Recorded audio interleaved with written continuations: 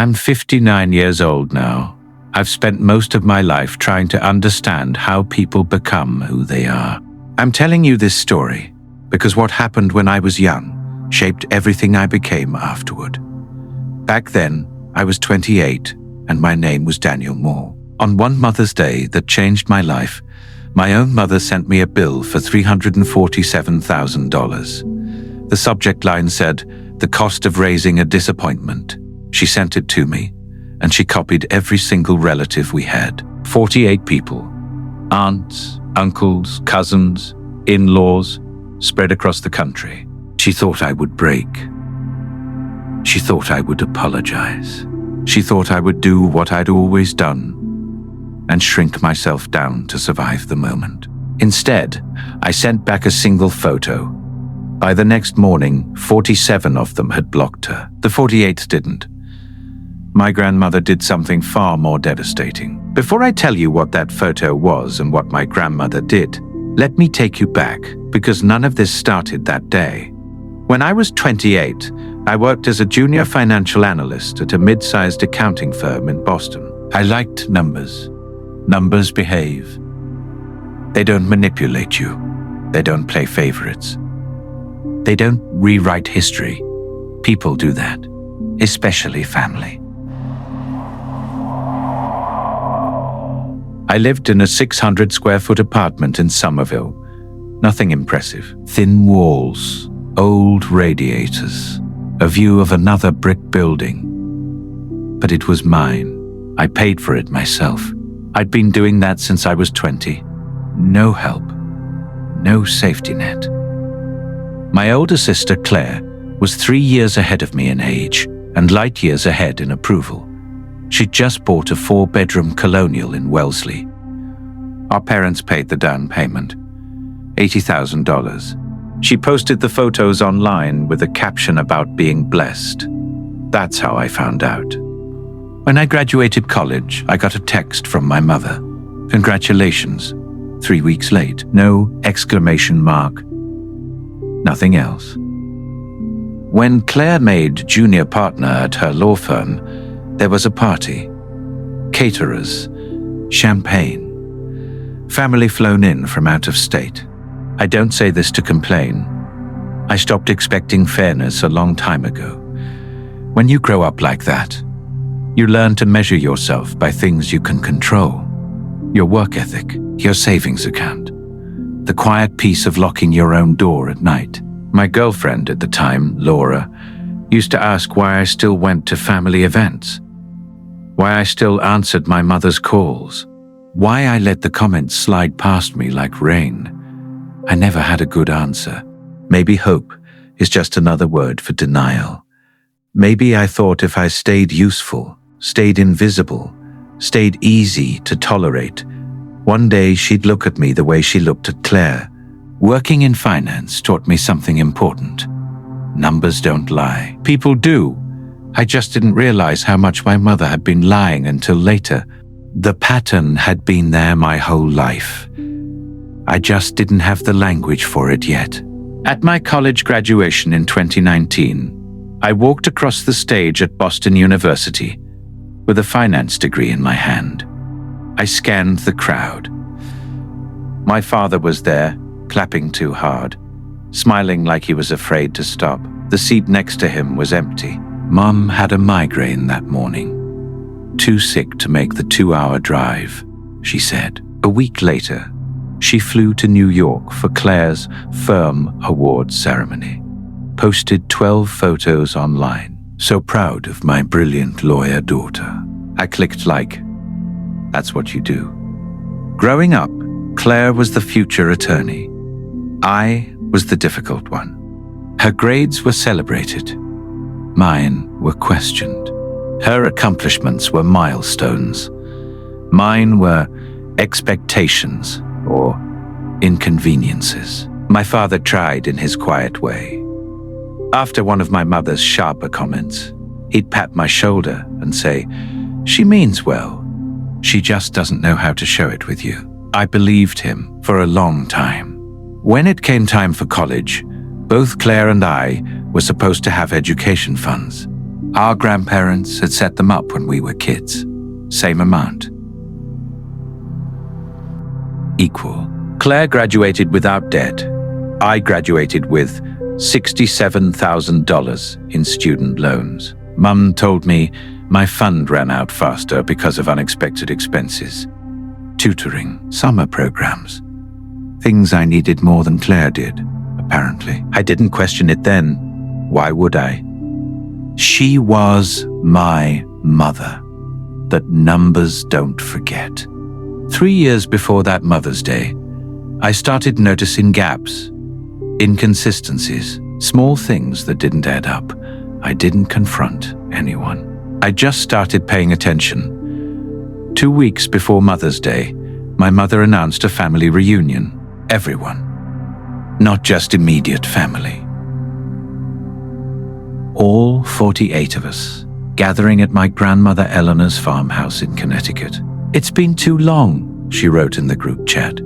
Let's make this Mother's Day special. I stared at my phone longer than I should have. Laura was cooking dinner when I told her. She stopped stirring and said, "You don't have to go." "She's my mother," I said. "That doesn't mean you owe her," she replied. I knew she was right. I went anyway.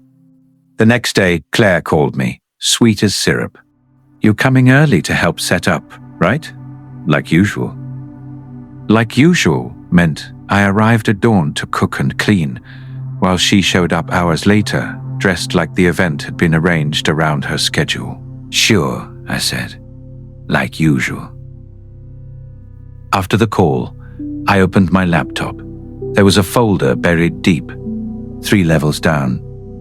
I'd named it Insurance, a harmless word. Inside were 3 files, a screenshot, a PDF, a spreadsheet. I'd been collecting them quietly for 3 years, ever since I'd stumbled onto something I wasn't meant to see.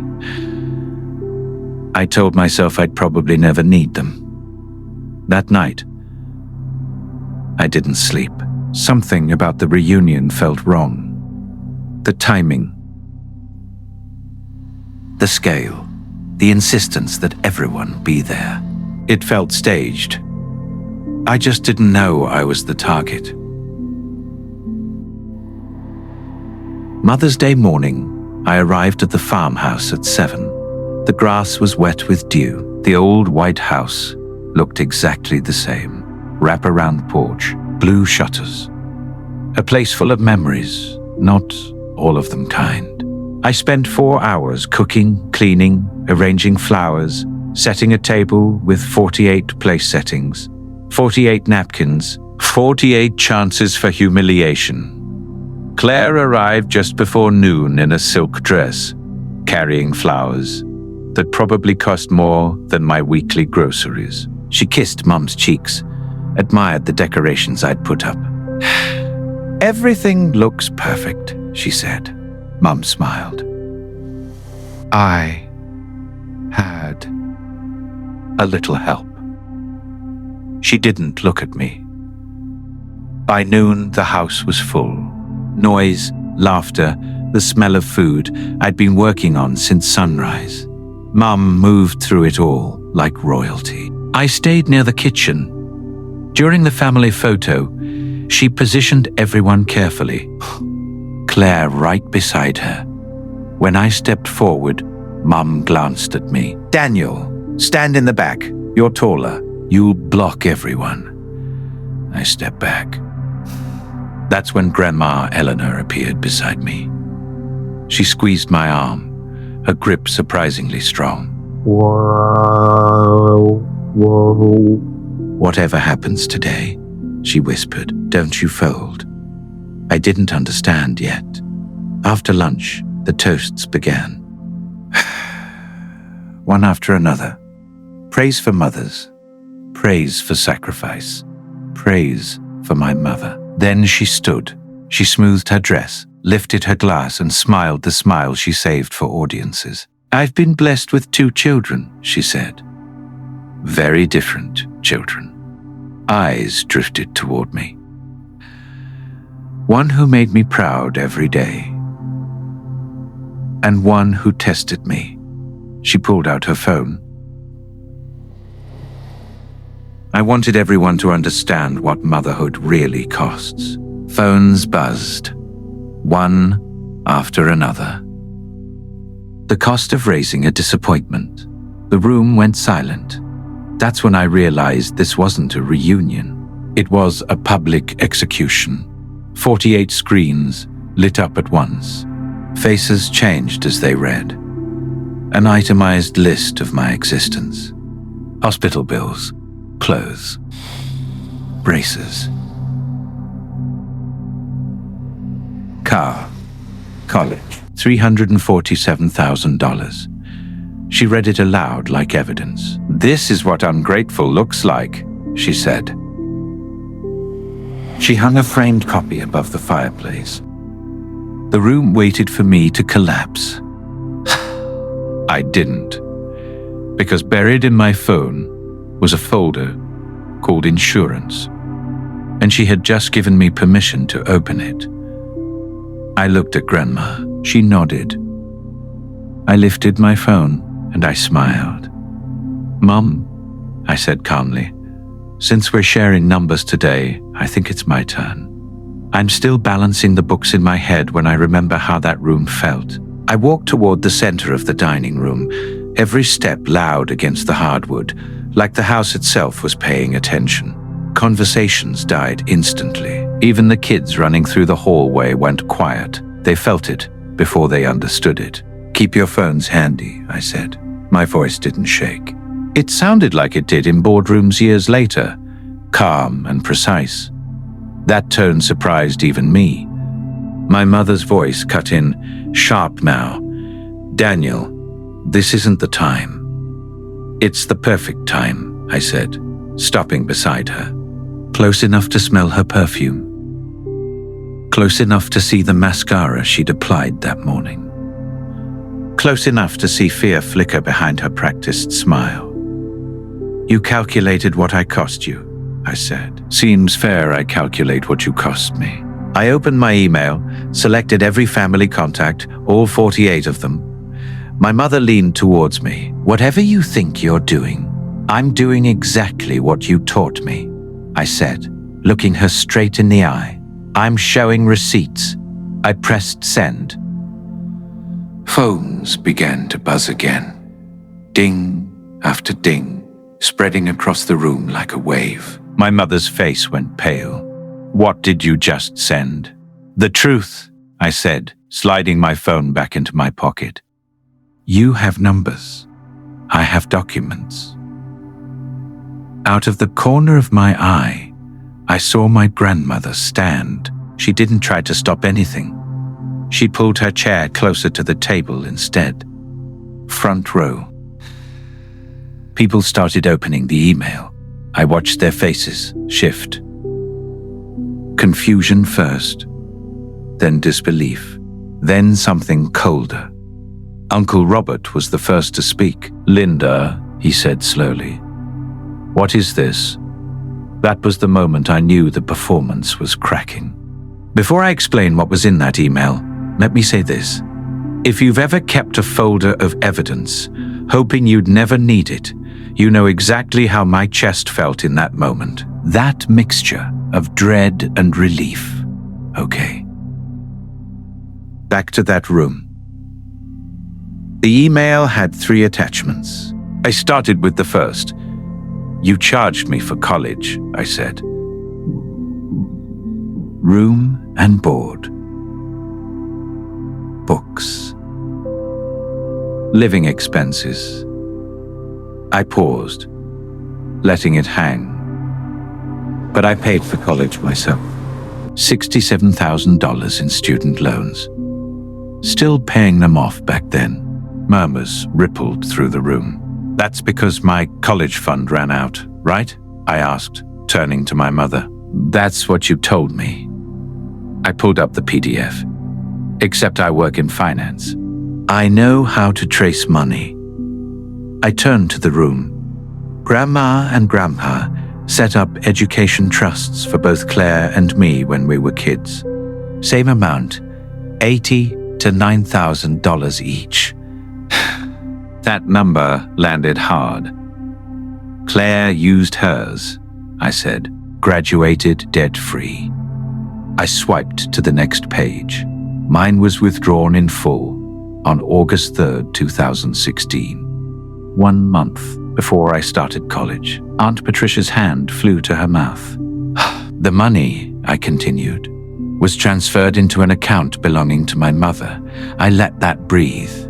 $89,000. I swiped again. 1 week later, she bought a new Lexus. Cash. That money was for family expenses, my mother snapped. I understand bank records, I said. I understand wire transfers. And I understand that you stole my college fund and let me drown in debt while you drove a luxury car. My father stood slowly. His face had gone gray. Linda, he said quietly, is this true? She opened her mouth, but I didn't stop. That's just the beginning. The air felt heavier now. People weren't looking at me anymore. They were looking at her. I opened the second attachment, a spreadsheet. For 2 years, I said, I was getting letters from the IRS. Audits, discrepancies. At first, I thought it was a mistake. I scrolled. Then I hired a CPA. I turned the phone so they could see the columns, dates, filings, numbers. From 2018 to 2024, I said. My mother claimed me as a dependent. 6 years. Cousin Michael frowned. Parents do that all the time. I was 22 in 2018, I said. Living on my own. Paying my own rent. My own insurance. I hadn't been anyone's dependent in years. Silence spread. Each year, I continued, she collected between $4,000 and $6,000 in tax benefits using my name. I did the math out loud. About $2,000. That's tax fraud. Uncle George, a retired accountant, nodded grimly. It is.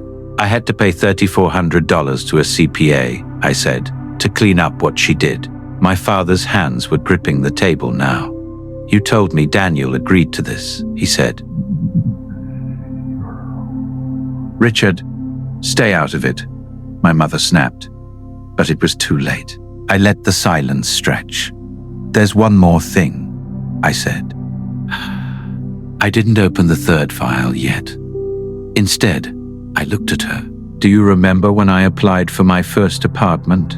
I asked. The one in Cambridge. She didn't answer.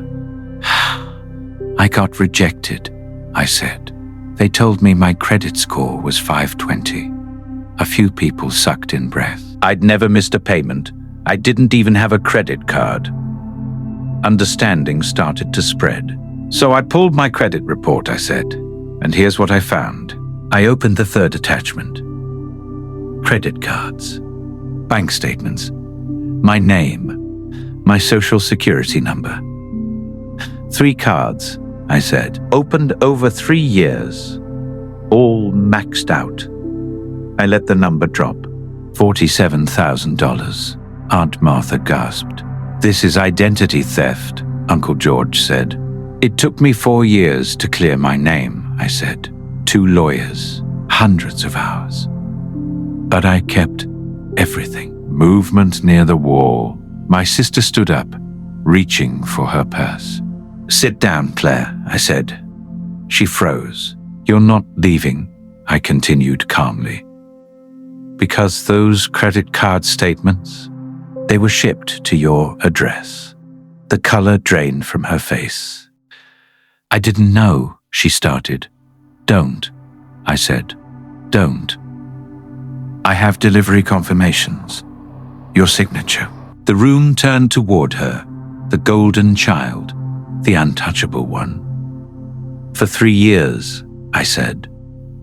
You accepted packages in my name? Designer bags, electronics, electronics, electronics, electronics, jewelry. I pulled up one last receipt. An engagement ring, I said. $8,400, charged to a card with my name on it. And that's when the room truly broke. I'm 59 now, a retired detective, and I've spent my life balancing facts, patterns, and lies. But the hardest case I ever handled wasn't on the job. It was my own family, and it began when I was young, standing in that dining room, feeling every step echo against the hardwood as I walked toward the center. Conversations died around me. Even the kids in the hallway went silent, like they sensed a storm coming. "Keep your phones close," I said back then. My voice sounded calm, professional, the same voice I'd later use in interrogation rooms. I told Bianca I was about to send something to her too. I remember my mother's tone shifting, sharp with warning. "This isn't the time," she said. I told her it was the perfect time. I stopped beside her, close enough to see the mascara she'd applied so carefully, close enough to see fear flicker for the first time. I told her she'd always calculated what I cost her, so it was only fair I calculate what she cost me. I opened my email, selected 48 family contacts, and told her I was doing exactly what she taught me. I pressed send. Phones started chiming all around the room, one after another, like dominoes falling. She asked what I'd just sent. I told her the truth.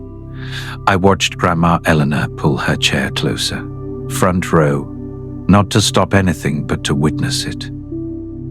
Relatives opened the email, confusion turning into something heavier. An uncle finally asked her what it was. I could see my mother's composure crack. The first attachment was about college. I reminded everyone how she'd charged me for tuition, housing, books, told me my fund had run out. Then I told them I paid for college myself, $67,000 in loans. I explained that my grandparents had set up equal trusts for me and my sister, $89,000 each. Hers was used. Mine was emptied a month before I started school and transferred into my mother's personal account. A week later, she bought a luxury car in cash.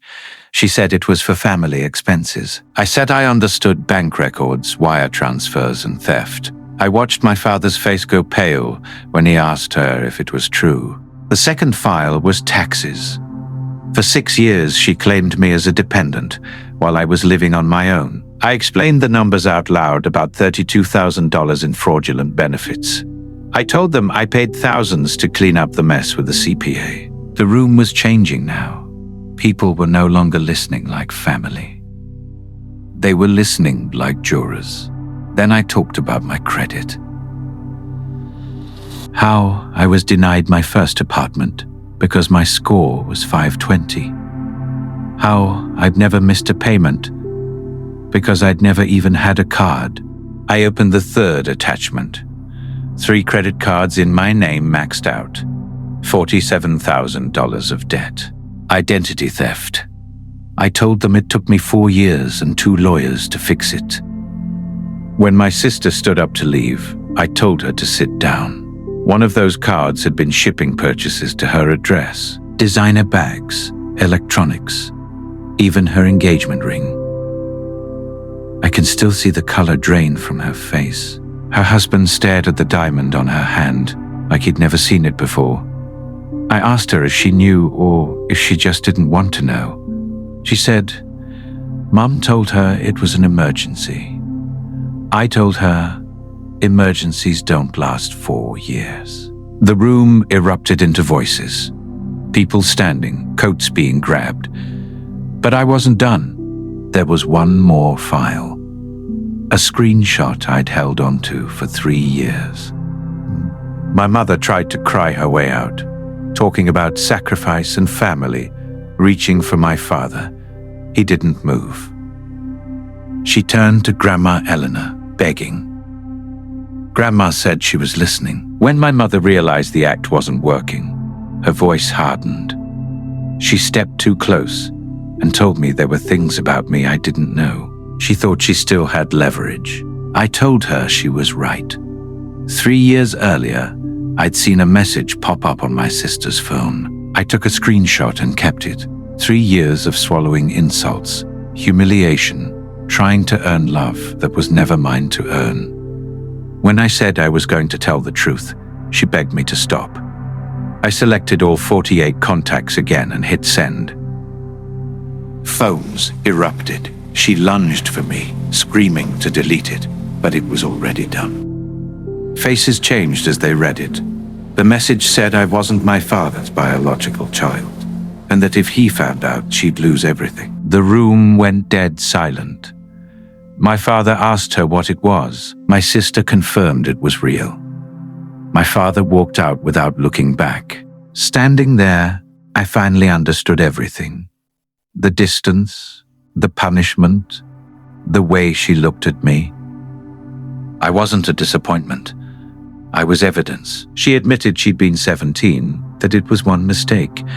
I told her I didn't care about the mistake. I cared about every day after. Grandma Eleanor stepped forward, not to comfort her, but to condemn her. People began leaving, whispers filling the room. My mother screamed that she did everything for the family. Someone told her she only protected herself. Now, decades later, after a lifetime of investigating lies, I know this. The truth always comes out.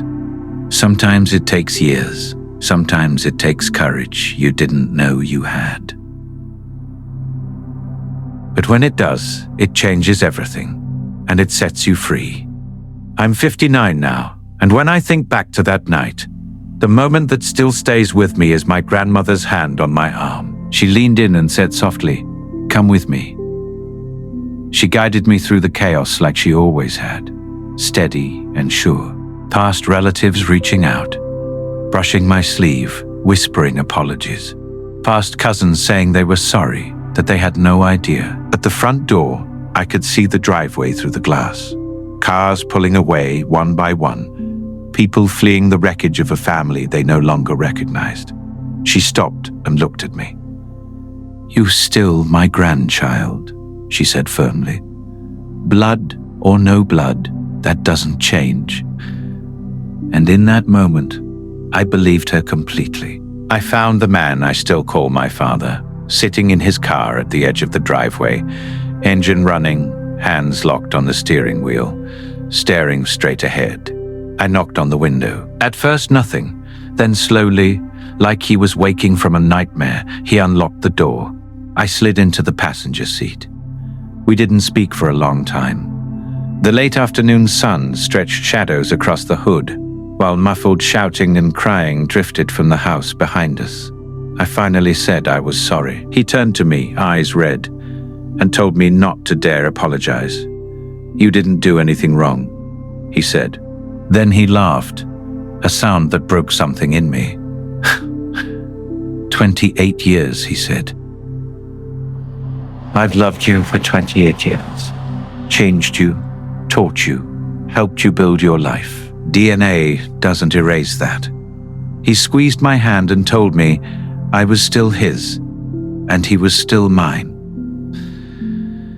Whatever else happened, that part didn't change. He said he had to go, that he couldn't be in that house or look at her right now.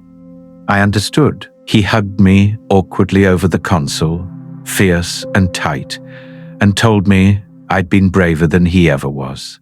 Then he drove away. I went back inside. Most people were gone. The few who remained looked stunned, unsure where to stand or what to say. The framed bill still hung above the fireplace, suddenly pathetic. My mother sat alone on the couch, hair loose, makeup ruined, smaller somehow. For the first time, I didn't see the tyrant of my childhood. I saw a woman whose life had collapsed. She asked if I was happy now, said I'd destroyed everything. I told her she'd done that decades ago. I just stopped helping her hide it. She repeated that she'd been 17, scared, panicked. I told her she spent nearly 30 years trying to make me disappear so no one would believe me if the truth came out. She didn't deny it. She said she didn't know how else to protect herself. I told her she protected herself by destroying me. I didn't raise my voice.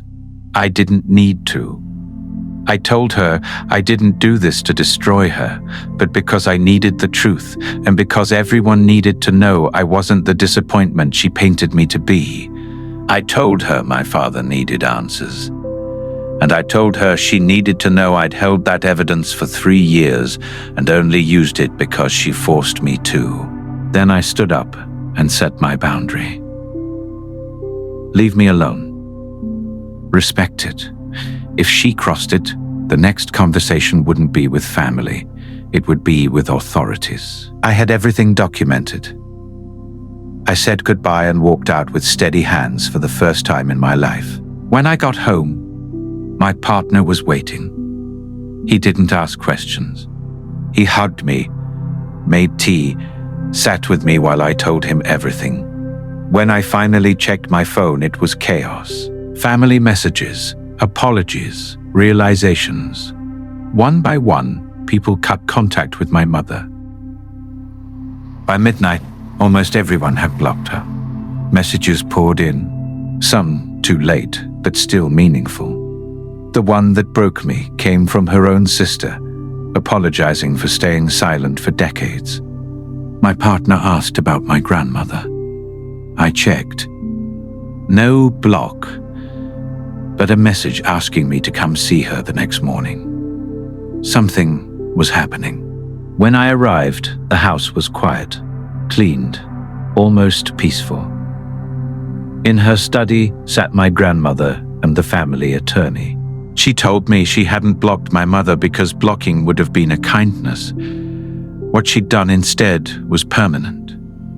She changed her will overnight. My mother's share was reduced. Mine was increased. Justice, not punishment, she said.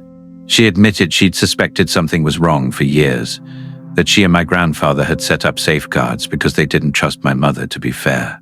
She apologized for believing the lies about my debt. Then she handed me an envelope she tried to give me years earlier, intercepted without my knowledge. Inside was a check and a letter telling me I'd always been special. I cried harder than I had the night before. As I was leaving, my sister stopped me outside. She looked smaller, human. She said she knew she didn't deserve anything, but she needed me to understand she'd been afraid of becoming the next target. I told her fear makes people do terrible things. I couldn't forgive her then, maybe not ever. But I understood. We just parted honestly.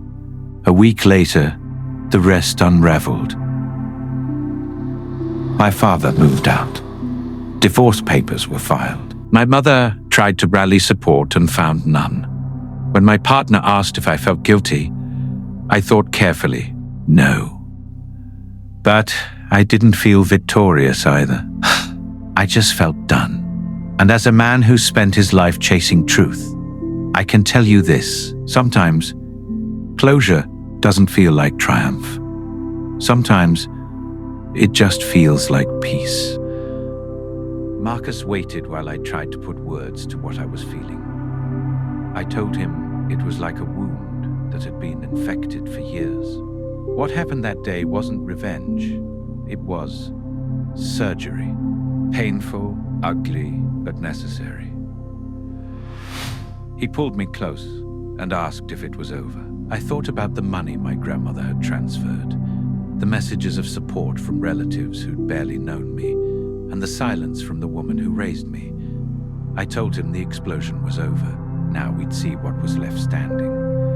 And surprisingly, it was more than I expected. 2 months later, life settled into a new rhythm. My credit score climbed back into the 700s once the fraudulent accounts were removed. My student loan balance dropped sharply after I made a serious payment, not to erase it completely, but to prove to myself that I was capable, that I was in control. Marcus and I moved in together, a modest apartment close to work chosen by us, for us. No outside opinions, no approval needed. My father came by on moving day. He brought a plant and a bottle of wine. He looked tired, but lighter somehow. I asked how he was holding up. He said he was getting there. The divorce would be finalized soon. He was staying with his brother for now. Then he looked at me and said something I'll never forget. He said he didn't regret a single day of being my father. Not one. We hugged for a long time. After that, Sunday dinners became our thing. Just us sometimes. Sometimes Marcus joined. Sometimes my grandmother came down. Quiet meals. Honest conversation. Peace. A few weeks later, an envelope arrived with no return address. Inside was a letter from a man who believed he might be my biological father. He wasn't demanding anything, just acknowledging my existence. I stared at that letter for days before showing Marcus.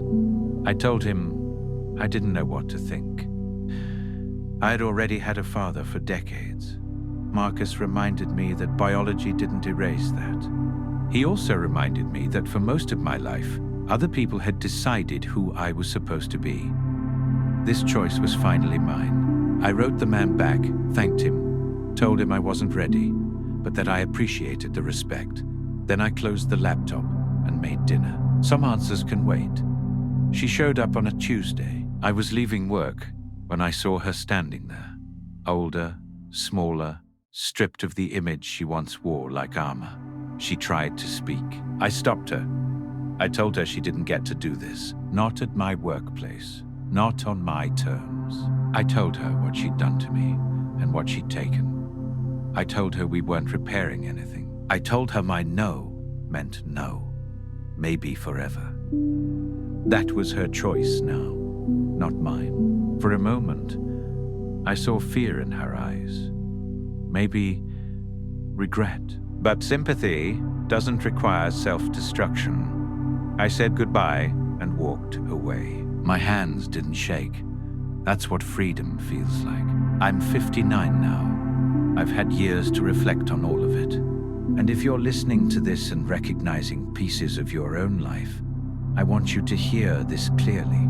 You are not the labels they gave you. You are not the problem. Sometimes, the people closest to us cause the deepest wounds. Walking away from that isn't selfish. It's survival. She once calculated the cost of raising me, but she never calculated the cost of what she did. There's no bill for that. And there's nothing she can pay to undo it. I don't know what the future holds. Maybe someday I'll speak to her again. Maybe I won't. But for the first time in my life, that choice belongs to me. I still have dinner with my father every Sunday. My grandmother calls every week. I've rebuilt relationships that were buried under lies.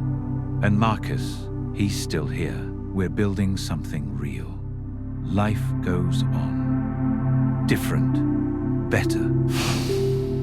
Mine. If this story felt familiar, if you've ever been made to feel like the disappointment in your own family, you're not alone. Truth has power. Boundaries create freedom.